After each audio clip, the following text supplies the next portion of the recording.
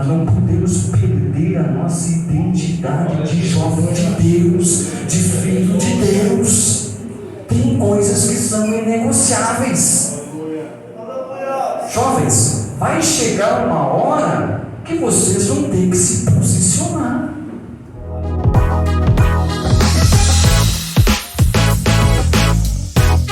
Ele foi um profeta do Senhor, um profeta de linhagem sacerdotal. A Bíblia Sagrada nos afirma, nos informa que era filho de Uzi, o sacerdote. E como sendo um sacerdote, a palavra de Deus, lá no livro de Números, capítulo 3, versículo 12, nos diz que eis que tenho tomado os levitas no meio dos filhos de Israel, em lugar de todo primogênito que abre a mar. Entre os filhos de Israel, e os levitas serão meus, diz o Senhor.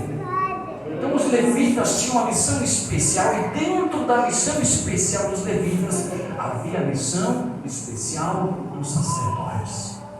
O sacerdote tinha uma missão ímpar, muito especial. Ele era o que administrava o culto no período da antiga aliança, no Antigo Testamento. Ele tinha que liderar toda a classe de levitas no serviço da obra de Deus. Além disso, os sacerdotes acumulavam algumas outras funções, como por exemplo, representar o povo diante de Deus. Acumulavam também funções de julgar. Eles tinham que julgar as causas do povo. Eles tinham também que ensinar, instruir o povo na palavra de Deus.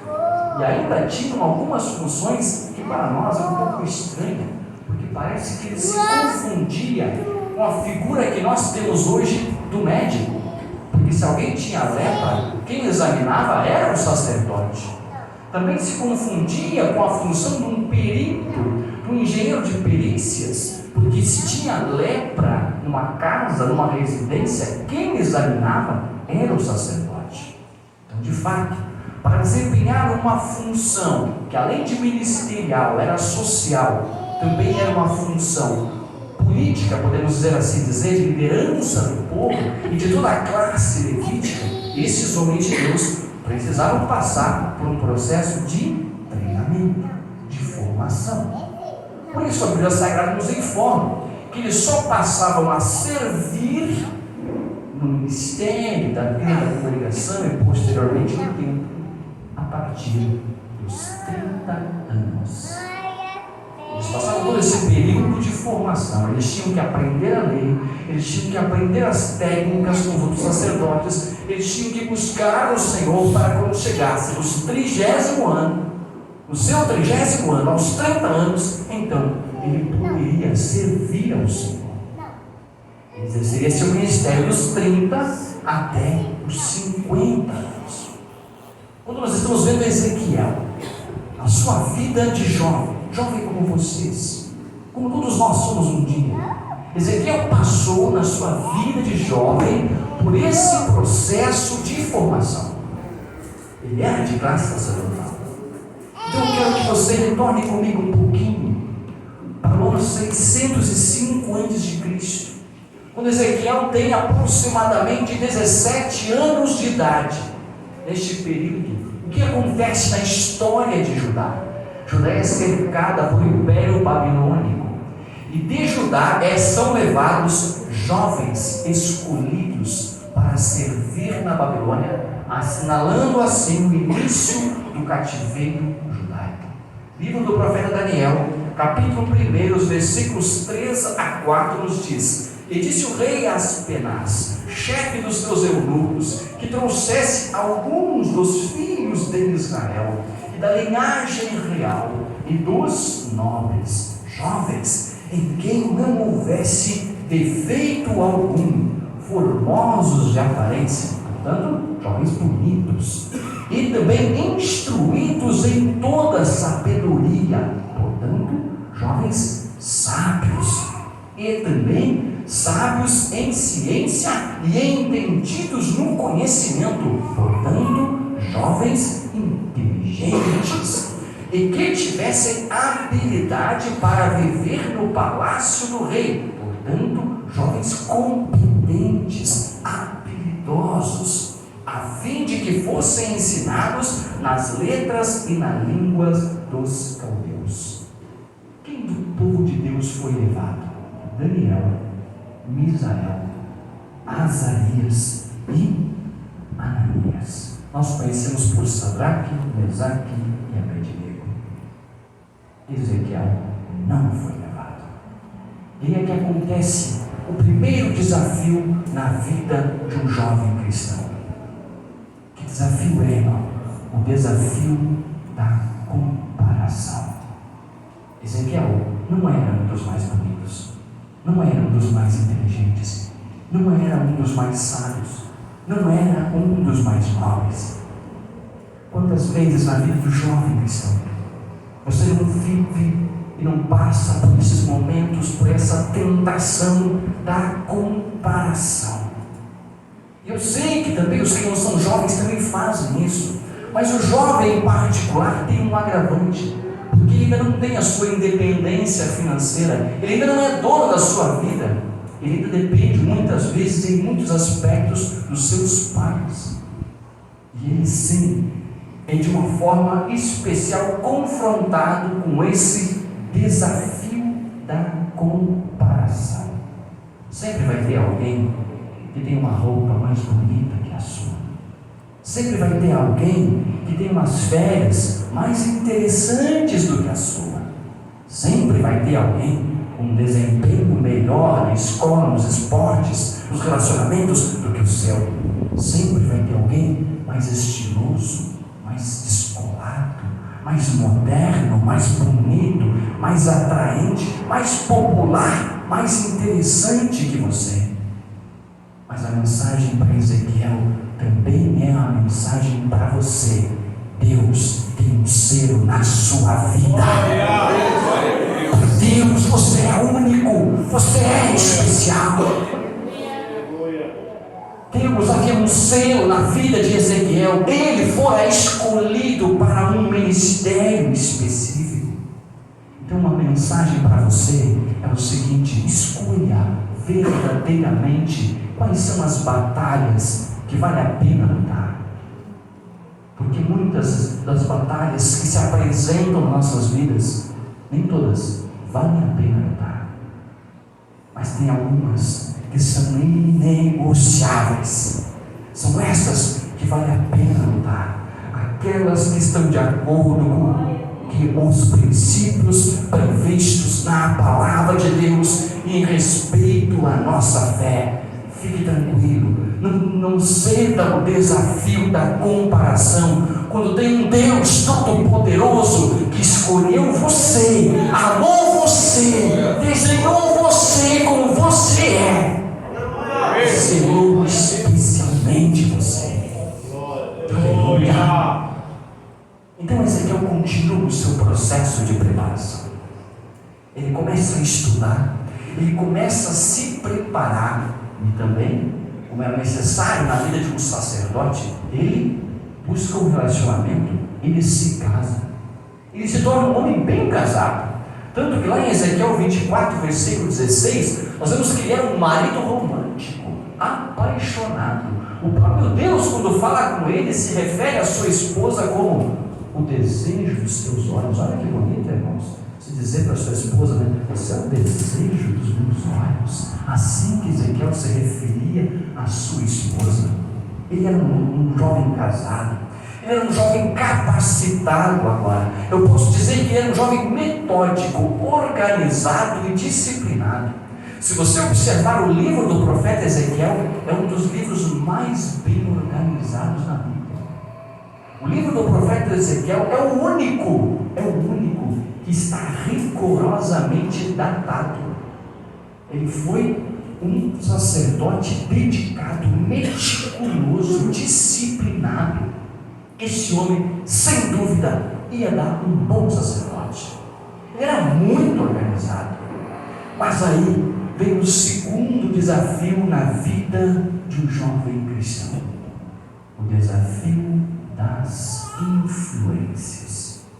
Ezequiel sofreu influências de diversas partes: influência da família, influência da linhagem sacerdotal, influência dos seus amigos, influência dos profetas. Você sabia que ele admirava o profeta Daniel? Este que foi escolhido, ele admirava sim o profeta Daniel. 3 vezes no seu livro ele cita Daniel. Ezequiel 14:14, Ezequiel 14:20, Ezequiel 28:3, ele cita o profeta Daniel. Daniel foi para a Babilônia, mas a Babilônia, meus irmãos, naquela época, não era simplesmente ser levado cativo na forma como que Daniel foi. A Babilônia seria talvez a New York dos nossos dias. Era uma cidade rica, opulentíssima. Era a capital do mundo, tinha gigantescas construções, era uma cidade de avançadas tecnologias. Não é por acaso que a Bíblia chama o Império Babilônico de um Império de ouro, na profecia de Daniel. Mas Ezequiel não. Ezequiel continuava lá, como um desconhecido sacerdote entre o povo judeu. Ele também desafio das influências. Uma das influências do profeta Ezequiel é um velho que tinha lá em Judá. Era um velho meio louco, meio estranho, meio chorão. Era um velho que a vida inteira passou solteiro, nunca comprou nada. Era um velho que você podia ver ele pela rua, às vezes chorando, às vezes com um jugo de madeira pendurado no pescoço, às vezes quebrando botija de oleiro na frente da casa de Deus. Era um velho que já tinha sido preso 3 vezes. Uma vez jogaram ele numa cisterna, outra vez prenderam ele, trancaram no pátio da guarda. Ele nunca recobrava o juízo. Ninguém gostava desse velho. Por quê? Ele se metia a profeta, mas ele falava contra os interesses da nação. Ele dizia que o povo tinha que se submeter ao Império Babilônico, a Nabucodonosor. Ora essa! Ele também falava contra a casta sacerdotal. Ele dizia que Jerusalém ia ser destruída e que o templo do Senhor, olha, o templo do Senhor ia ser destruído também. Ele dizia isso. O templo do Senhor, nem no tempo de Manassés, aquele rei perverso que sacrificou o próprio filho, que ergueu templos pagãos dentro do templo do Senhor, nunca foi destruído. Os sacerdotes não acreditavam nesse velho. Mas você sabe quem era esse velho, né? O nome dele era Jeremias. O velho tinha relacionamento com Deus. E esse velho influenciou Ezequiel. Havia alguma coisa neste velho que atraía este jovem profeta. Este velho realmente pagava para ver. Ele não temia o rei. Ele não temia a morte. Se Deus disse que era para falar, o velho louco falava a profecia até o final. Aleluia. Amados, nos nossos dias nós temos sofrido tantas influências que eu acho que o medo de sermos taxados de radicais nos acovardou. O medo do radicalismo nos acovardou. É verdade que nós temos que fazer algumas atividades para atrair a juventude. Sim, eles não precisam vestir sempre assim que nem o velho aqui de gravata e terno. Eles podem pôr uma roupa mais à vontade, sem problema. Eles podem ter uma música mais agitada, não tem problema, a gente pode adaptar. Agora, a gente não precisa se isolar, mas a gente também não pode se envergonhar das coisas de Deus. Nós precisamos ser exatamente como que são mais velhos. Nós não podemos perder a nossa identidade de jovem de Deus, de filho de Deus. Tem coisas que são inegociáveis. Jovens, vai chegar uma hora que vocês vão ter que se posicionar. Mesmo diante dos colegas, dos amigos, você vai ter que se posicionar. Você vai ter que dizer, até aqui eu vou, daqui para lá eu não vou. Por quê? Porque tu é crente? É sim, porque eu sou crente. Por quê? Qual é o problema? Se eles podem dizer que são isso, que são aquele outro, e ninguém pode criticar, porque é homofobia, é não sei o que é homofobia, pois eu sou crente, você tem que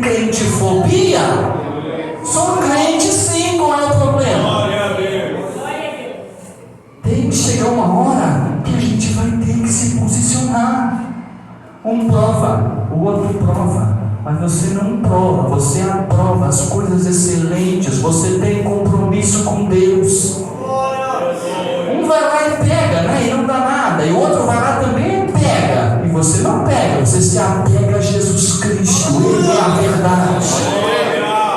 Aí tem uma que vai lá e fica, e a outra também fica, mas você se santifica, porque você foi escolhido por Deus. Tem que chegar uma hora, amados, que a gente tem que se posicionar e dizer: até aqui eu vou, agora eu não vou mais, porque eu tenho compromisso com Deus. Cuidado com as influências, cuidado com o desafio das influências. Vamos avançar um pouquinho. 8 anos mais tarde, 597 a.C., Ezequiel agora tem por volta de 25 anos, e ele chega diante do terceiro desafio na vida de um jovem cristão: o desafio das grandes decisões. Sempre chega esse momento. Quando Ezequiel tem 25 anos, o seu colega e admirado Daniel já é um homem bem conhecido lá em Babilônia. É um homem de reputação ilibada, já é primeiro-ministro, já é um homem considerado de elevada sabedoria. Ezequiel continua sendo um ilustre desconhecido.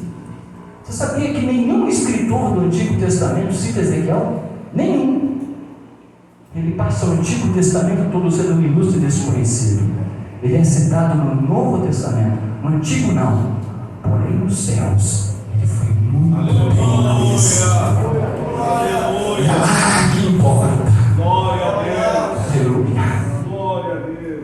Quando Ezequiel tem por volta de 25 anos, 597 a.C., o pior lhe aconteceu. 2 Reis, capítulo 24, versículos 12 a 14. O rei Joaquim se rende, e então é levado para a Babilônia não só Ezequiel, mas 10.000 cativos judeus, toda a classe trabalhadora, todos os ferreiros, carpinteiros, príncipes, nobres, soldados valorosos, todos são levados para a Babilônia cativo. E Ezequiel, sua esposa, sua família, também são levados. Isso seria o fim de um sonho de um profeta. Na Babilônia, ele não tinha templo. Todo o seu investimento que ele fez até os 25 anos de treinamento para ser um sacerdote, agora não serve para nada. Na Babilônia, as suas habilidades não são úteis, toda a sua formação não é útil. A Babilônia é uma potência agrícola, é uma região de planícies férteis, cortada pelos rios, principalmente o Eufrates. Desenvolveu nas suas grandes construções uma série de canais de irrigação. O próprio rio Quebar, que a Bíblia fala aqui, na verdade, ele era um grande canal de irrigação, afluente do rio Eufrates. Ezequiel então é levado para uma planície agropastoril, aproximadamente 80 quilômetros da capital de Babilônia, província de Tel Abib, uma província agropastoril. Agora ele vai virar homem do campo. E aos 25 anos, Ezequiel pega sua esposa e vai ficar lá, vivendo como um homem comum entre os cativos de Judá. Você vem do trabalho comum, trabalho de campo, trabalho de agropecuária, de agricultura, que se apresentasse, porque era o que ele tinha para a manutenção da sua família. Todos os seus sonhos ficaram para trás. O pior para um sacerdote era estar distante do templo. O pior para um pai de família que amava a lei de Deus era estar distante da pátria de Judá. Mas Ezequiel tomou uma grande decisão. Ele decidiu permanecer confiando em Deus. Aleluia. Pode parecer que está difícil, pode parecer que os seus sonhos, todos que você planejou, organizou, ruíram. Mas eu quero te dizer nessa noite, em nome de Jesus Cristo, Deus ainda está no controle. Pode parecer que para você está descendo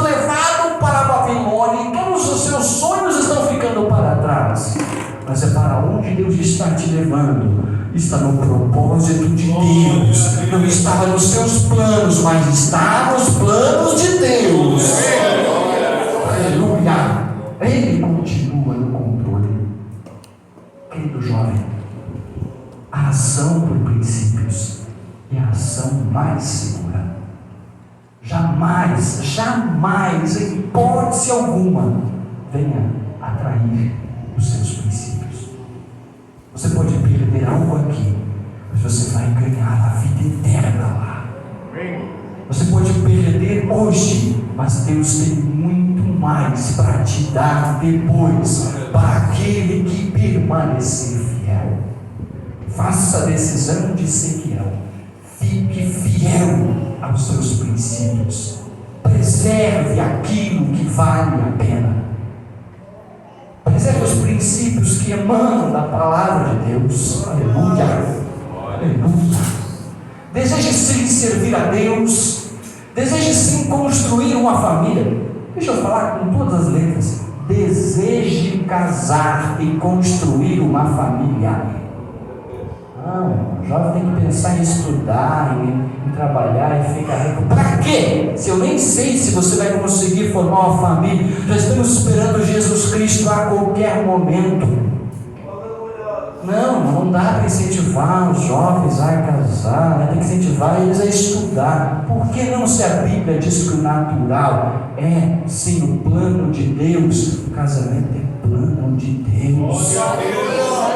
Enquanto a gente fica com timidez para defender o casamento, os muçulmanos xiitas estão lá com sua poligamia, enchendo as suas esposas de filhos, querendo dominar o mundo pela demografia. Enquanto a gente fica com timidez para defender o casamento diante do mundo, o mundo está afundando na pornografia, está afundando a ideologia de gênero. Sim, meus irmãos, a ideologia de gênero venceu. Não adiantou simplesmente nós colocarmos a nossa tropa de choque dos deputados para barrar a ideologia de gênero oficialmente nas escolas. Os professores militantes extraoficialmente estão continuamente pregando ideologia de gênero nas escolas. Ou você não percebeu que nunca se viu neste país tantas jovens de 9 e 10 anos se assumindo lésbicas? Nunca estiveram com homem, nem tiveram o amadurecimento completo dos seus hormônios ainda. Eu sou lésbica. Sabe como? Como é que sabe isso? Porque foi trabalhado na sua mente a ideologia de gênero por militantes que defendem a extraoficialmente, mas nós ainda temos a verdade da palavra de Deus.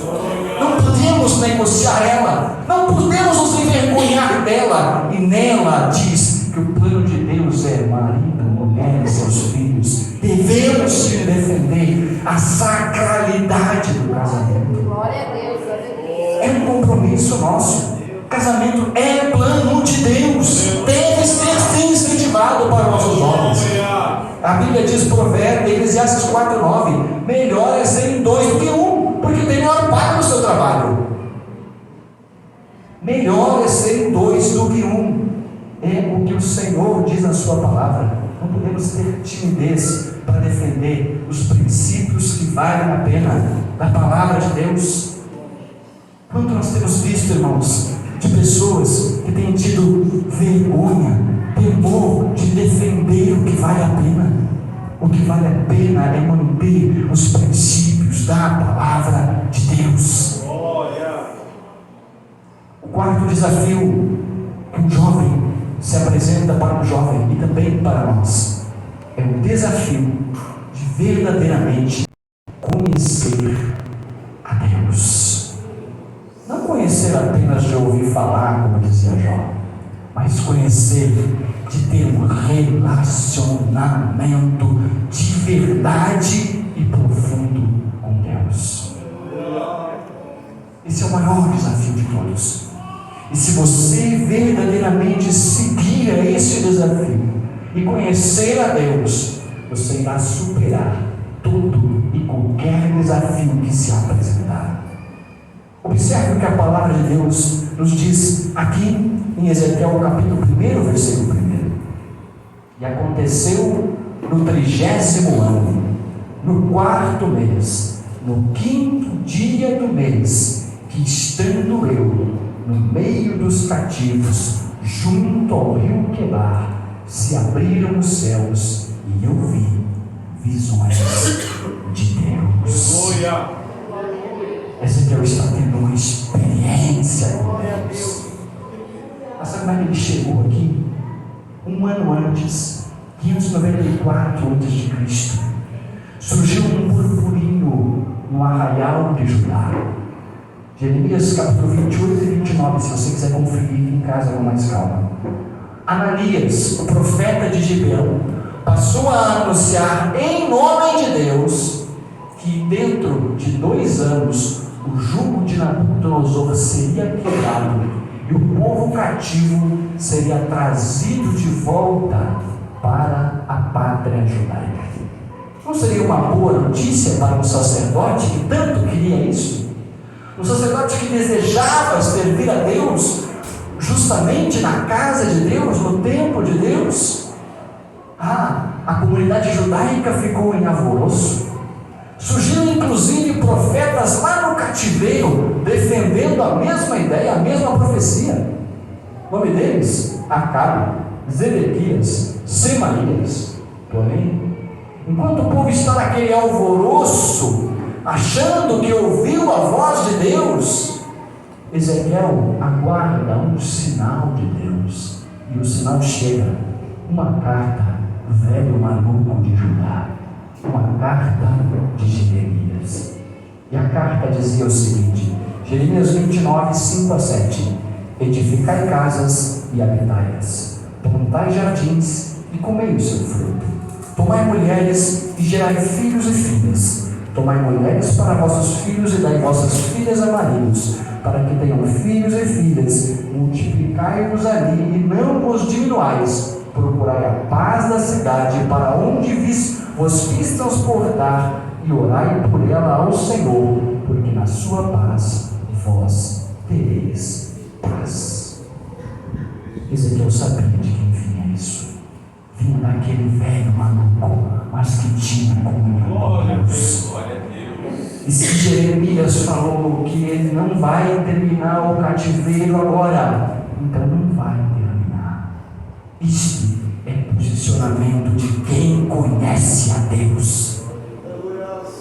É muito fácil você vir ao culto e achar: não, hoje Deus falou comigo.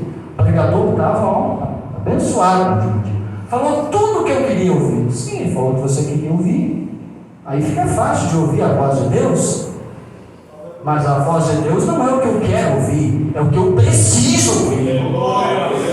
E nem sempre o que eu preciso ouvir, eu quero ouvir. Por isso a gente precisa ter sensibilidade para discernir a verdadeira voz de Deus. Aleluia. O que eu preciso nem sempre é o que eu quero. O que eu quero nem sempre é o certo. O que eu quero, o que é certo, nem sempre é o melhor. E o melhor para mim nem sempre é melhor agora.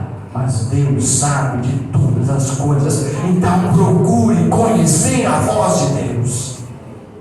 O desafio de conhecer a voz de Deus é o maior desafio, mas também é o melhor desafio. Porque uma vez você ouvindo a voz que vem de Deus, aleluia, você não vai ficar enganado ouvindo vozes estranhas. Você vai saber quando a palavra vem de Deus, ela vai tocar o seu coração. Então conheçamos e prossigamos em conhecer ao Senhor. Aleluia. 593 a.C., Ezequiel tem agora 30 anos. É o 30º ano. É o ano que ele assumiria o sacerdócio. Era o ano que ele passaria a servir na casa de Deus. Era o ano que o seu nome ia aparecer em listas para servir, para liderar o povo. Mas ele não está no meio do povo, do seu povo. Ele está no meio do seu povo, mas estão todos cativos. Agora você entende?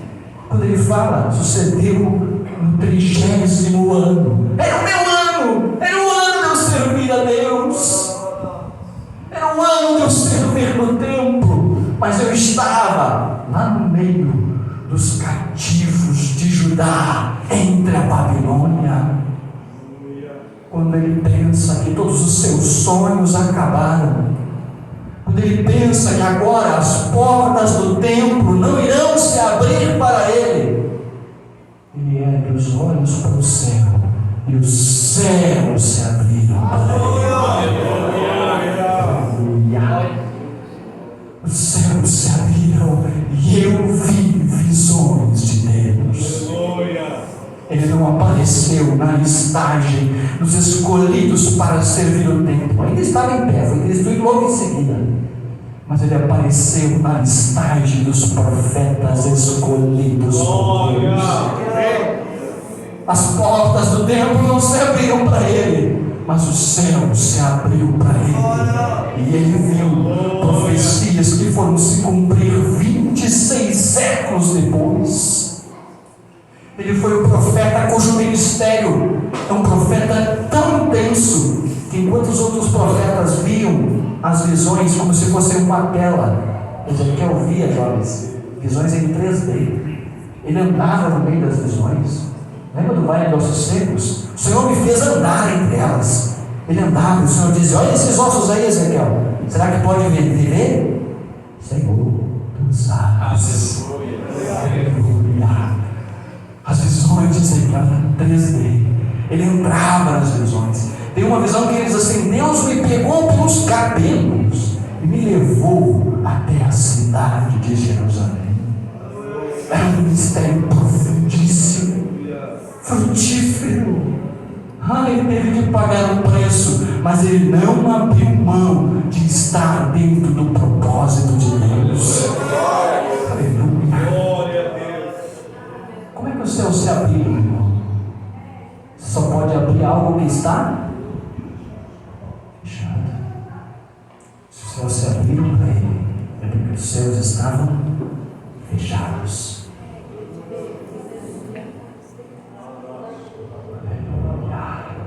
Glória a Deus. Os céus estavam fechados. Salmo 115:16 diz que os céus são os céus do Senhor, a terra não os filhos dos homens. Ele não está falando dos céus atmosféricos, esse azul anil que você vê durante o dia. Ele não está falando dos céus azul escuro ou preto que você vê agora durante a noite. Ele está falando do céu dos céus, a habitação do trono de Deus. E esses céus estavam fechados. A Bíblia fala, 2 Samuel 22:12, que Deus se cercou, se protegeu, vamos usar esse termo, dos céus como tenda, como nuvens, como trevas, como véu, separando Ele e a sua santidade de nós. Por quê? Por causa do pecado, claro. Isaías 40:22 diz que Deus estende os céus como cortina e os desenrola como tenda para neles habitar. 1 Reis 8:35, o rei Salomão fala que o céu iria se fechar por causa do pecado de Israel. Ele diz: Senhor, quando o céu se fechar por causa do pecado do teu povo, atende quando eles orarem voltados aqui para esse tempo. Ele sabia que chegaria o tempo em que o céu iria se fechar. E o céu se fechou. De forma que o profeta Isaías, lá em Isaías 64:1 diz: se fendesses os céus e descesses. Por que ele queria que se fendesse o céu? Porque o céu estava fechado. Mas então, ninguém conseguia entrar? Não, alguns conseguiam. Alguns conseguiam acessar a bênção, mas era meio que a força. Gênesis 28:17 diz que Jacó viu uma porta aberta no céu. Ezequiel 1:1, enquanto ele está ali orando ao Senhor, os céus se abriram para Ezequiel. Jesus, lá em Marcos 1:10, diz que logo que saiu da água, viu os céus abertos e o Espírito que como pomba descia sobre ele. Glória a Deus. Então alguns especiais conseguiam acessar o céu. Jesus diz em Mateus 11:12: desde os dias de João Batista até agora se faz violência ao reino dos céus e pela força se apoderam dele. Mas isso mudou, irmão? Claro que mudou. Mudou como? Mudou com Jesus Cristo, nosso Salvador. Porque quando ele se entregou na cruz, a Bíblia diz que o véu se rasgou. Agora o caminho para Deus está aberto. Por isso que Hebreus 4,14 diz: visto que temos um grande sumo sacerdote, Jesus, Filho de Deus, que penetrou nos céus, retenhamos firmemente a nossa confissão. Complementando a ideia, Colossenses 1,20 diz que: e que, havendo por ele feito a paz pelo sangue da sua cruz, por meio dele reconciliasse consigo mesmo todas as coisas, tanto as que estão na terra como as que estão nos céus. Jesus reconciliou terra e céus. Agora, Hebreus 10:19 diz: tendo, pois, irmãos, ousadia para entrar no santuário. Por onde? Pelo sangue de Jesus, pelo novo e vivo caminho que ele nos consagrou pelo véu, isto é, pela sua carne. Quando a carne de Jesus foi rasgada por nós, o véu que separava Deus de nós foi rasgado. Agora os céus estão abertos. Por isso Estevão, lá em Atos 7,56, quando antes de morrer ele olha para o céu e diz: olha só o que eu estou vendo, eis que eu vejo os céus abertos.